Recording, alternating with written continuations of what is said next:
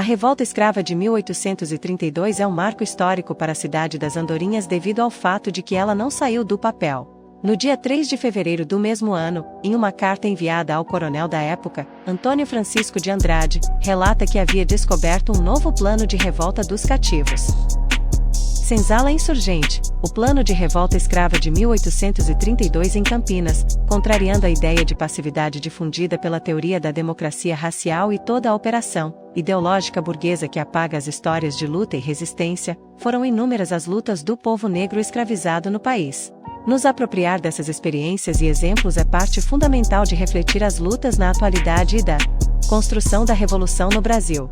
É com esse intuito que trazemos aqui esta resenha do livro Senzala Insurgente, Malungos, Parentes e Rebeldes nas Fazendas de Campinas, 1832, de Ricardo Pirola, professor no IFCH da Unicamp. No ano de 1832 foi descoberto um plano de insurreição organizado por escravizados nas fazendas de Campinas. Ricardo Pirola, historiador da Unicamp, realizou uma pesquisa com fontes de arquivos de Campinas, fontes como o processo crime do plano de revolta, listas com informações sobre a população, listas avaliativas de escravos e registros de batismo e casamento da época para tentar entender como ocorreu e quem eram as pessoas envolvidas nesse plano.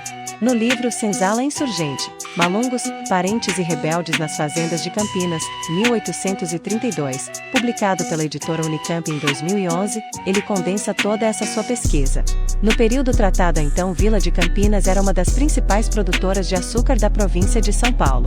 Cerca de um terço da produção vinha das fazendas da região. Na década de 1820, outras suspeitas de insurreição já haviam aparecido e colocado a vila em alerta. Cada nova denúncia ou suspeita de rebelião fazia com que os senhores se assustassem com a possibilidade de perda de escravos e da produção agrícola. Para os escravos, esses momentos significavam que a repressão e os castigos viriam forte, mas ainda assim, não deixavam de lutar por suas liberdades.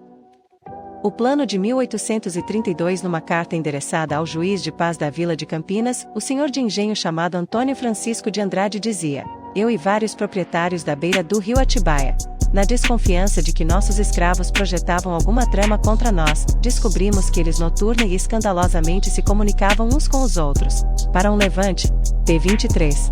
Com a desconfiança em relação aos costumes estranhos e desobediências, os interrogatórios dos escravos começaram.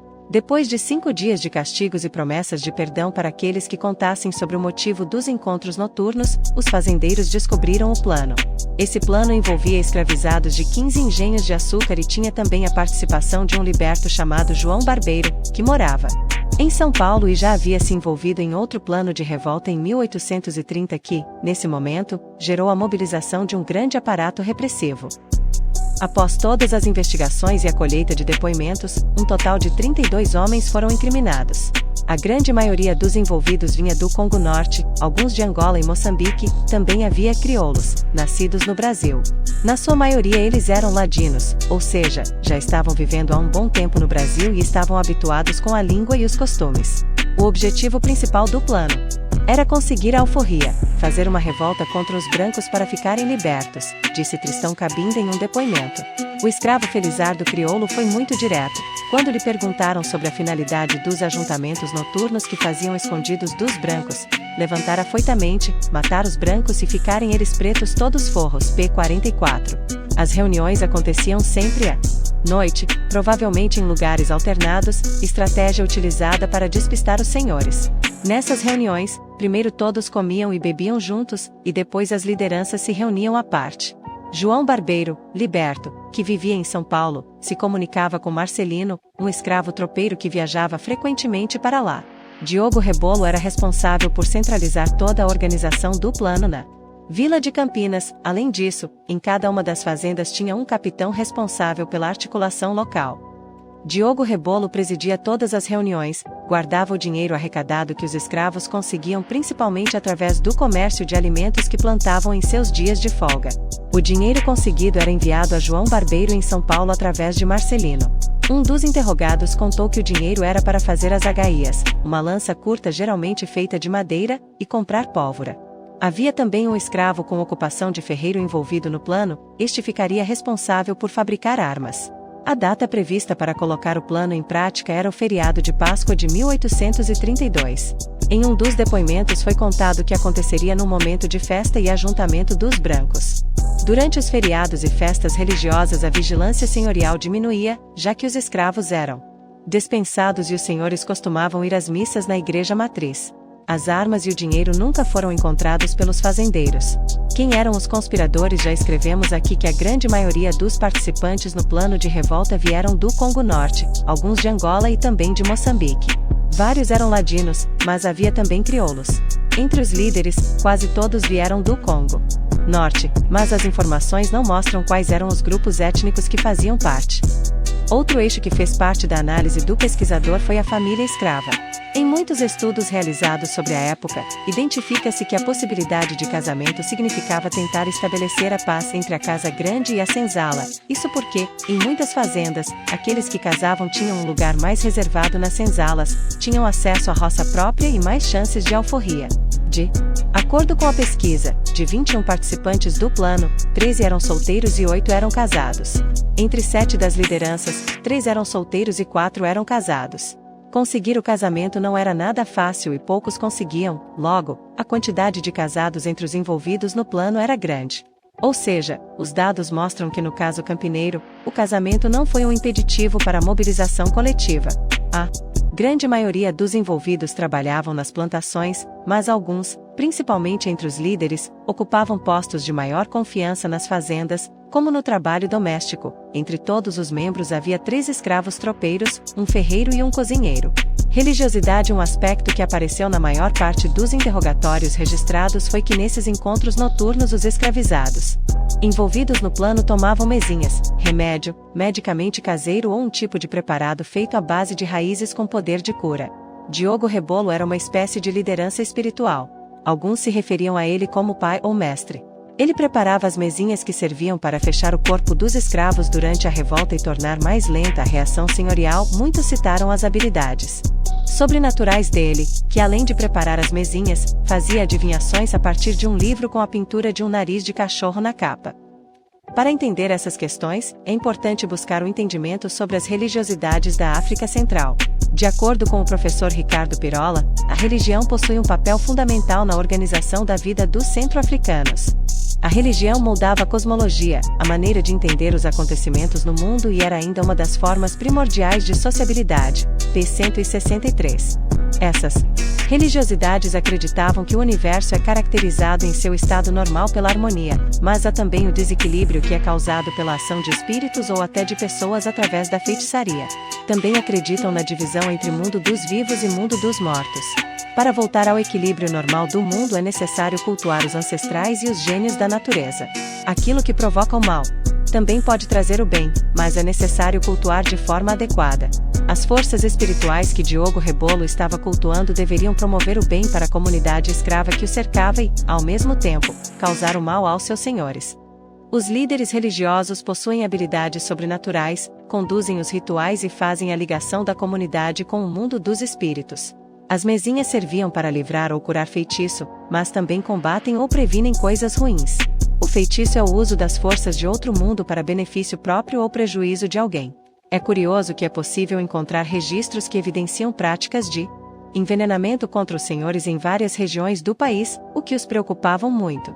As práticas de envenenamento não eram apenas contra os senhores, mas também eram forma de suicídio, o que também preocupava os senhores, já que para eles significava uma perda econômica.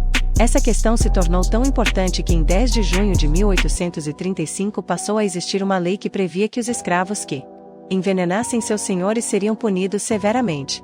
Cultura e resistência. As descrições realizadas acima mostram que a herança africana foi fundamental na organização do plano de 1832 e até na determinação de quem seriam suas lideranças. Na vila de Campinas também moravam escravizados que foram traficados de outras regiões da África. No entanto, os que estavam envolvidos no plano vieram principalmente do centro-oeste africano. Uma hipótese para explicar isso é a proximidade cultural, pois os povos dessa região possuíam línguas e práticas religiosas parecidas. Os escravos que foram trazidos para Campinas não deixaram a sua bagagem cultural lá no continente africano.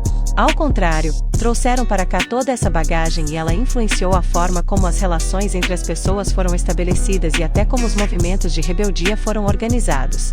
A partir dessas constatações, é interessante pensar em todas as possíveis influências da cultura africana, em como a história da escravidão foi se desenvolvendo.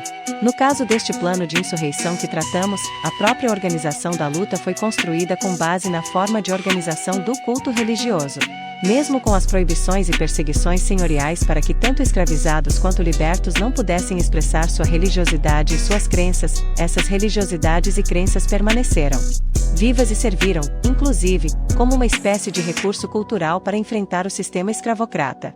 O resgate dessa história nos inspira e admira ao ver tamanha organização e exemplos que são cotidianamente apagados da história. Embora o plano tenha sido descoberto, as armas e dinheiro não foram encontrados. Pirola destaca que não foram apenas os limites entre as propriedades que os escravos derrubaram, unindo diversas senzalas e duas cidades, mas a linha entre escravidão e liberdade também foi ultrapassada. Os documentos são enxutos, fazem parte do passado sangrento da cidade. Todos os escravos aqui citados tiveram o mesmo destino de muitos espalhados pelo país. José, Miguel, Danilo foram alguns dos nomes que apareceram em depoimentos de uma época que sua vida e o corpo pertenciam a outra pessoa. Porém não se acorrenta a mente de quem nasceu para reinar. Seus grilhões caíram e o tempo passou, as poeiras juntaram com a história de poucos documentos em que aparecem os depoimentos de cativos, juntando-se ao silêncio daqueles que lutavam por liberdade de um sistema massacrante. Quando se visita qualquer sítio arqueológico ou fazenda da cidade, se vê aquilo que o tempo não pôde apagar: a resistência, o sangue, luto e a luta de quem morreu sonhando por liberdade. Abençoados sejam os ancestrais. Vamos ao resumo. A revolta tinha o objetivo de conseguir a alforria, se levantar contra seus senhores e assim conquistarem a liberdade. A grande maioria dos envolvidos trabalhavam em plantações, mas alguns desempenhavam ofícios especializados: tropeiros, ferreiros e cozinheiros. Os líderes tinham postos de confiança nas fazendas, como no trabalho doméstico. A grande maioria dos participantes no plano de revolta vieram do Congo Norte, alguns de Angola e também de Moçambique, ou eram ladinos ou também crioulos.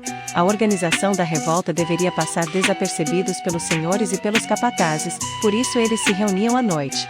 Um de seus líderes, João Barbeiro, liberto, que vivia em São Paulo, se comunicava com Marcelino, um escravo tropeiro que viajava frequentemente para lá. Diogo Rebolo, que era uma espécie de liderança espiritual, ficou responsável pela organização do plano na vila de Campinas. Ele guardava o dinheiro arrecadado que os escravos conseguiam principalmente através do comércio de alimentos que plantavam em seus dias de folga, com o objetivo de enviá-lo a João Barbeiro em São Paulo através de Marcelino e fazer as agaias, uma lança curta geralmente feita de madeira, e comprar pólvora. Além disso, um escravo ferreiro ficou responsável por fabricar armas.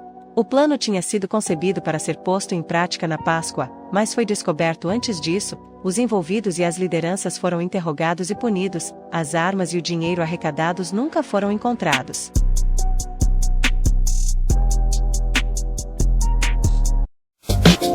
A função de cometer as antigas